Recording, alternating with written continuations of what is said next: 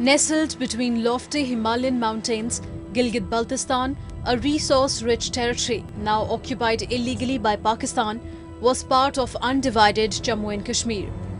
Gilgit-Baltistan has seen a separatist movement over the past few years amid human rights violations, alarmingly low literacy levels, the absence of industry, deplorable road and communication links, poor energy sources, and lack of job opportunities. The political leaders and nationalists in Azad Kashmir and Gilgit-Baltistan blame Pakistan for its discriminatory policy against the region. Raja Farooq Haider Khan, the former Prime Minister of Azad Kashmir, said that Gilgit-Baltistan is an integral part of Azad Kashmir and demanded that the people of the region should get constitutional and political rights. तो ये कहते हैं कि अभी जो चूंकि आज़ाद कश्मीर के उस एडमिनिस्ट्रेशन के साथ वो नहीं है, तो गिलगित-बल्तिस्तान में गवर्नर और चीफ मिनिस्टर की हमने शदीद मुखालफत की है। हम इसको पाकिस्तान के उस प्रेस स्टैंड के खिलाफ समझते हैं जो उसने कश्मीर इशू के हवाले से लिया हुआ है।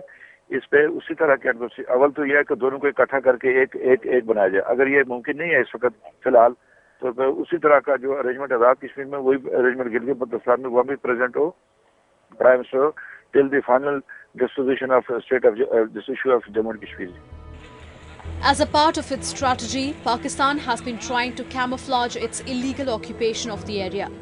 After attaining a province-like status, Gilgit-Baltistan witnessed assembly elections in November 2009. The elections were held as part of an autonomy package announced by Pakistan that sought to integrate the disputed region with the rest of Pakistan by giving more powers to people of the strategic area. But hardliners like the founder of Jammu and Kashmir Liberation Front, Amanullah Khan, who recently launched Quit Kashmir movement in Azad Kashmir, rejected any move to integrate Gilgit-Baltistan with Pakistan. It is unfortunate that Pakistan continues to exploit the resources of Gilgit-Baltistan and Azad Kashmir, and the people of these regions have no control over their natural resources.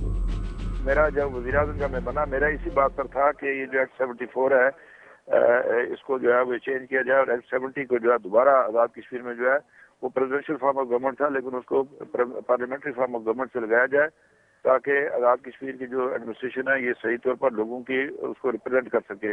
तो ये वो issues थे जिस पर मेरा इस्लामाबाद में जो बाकी लोगों के साथ झगड़ा था, इसी बात पर था। मसलन उसमें जो एक नेशनल फाइनेंस कमीशन है जिसमें 4 सूबे तकसीम करते हैं फेडरल डिविजिबल पूल को, उसमें हमारा भी हिस्सा है, वो हमें मिलना चाहिए।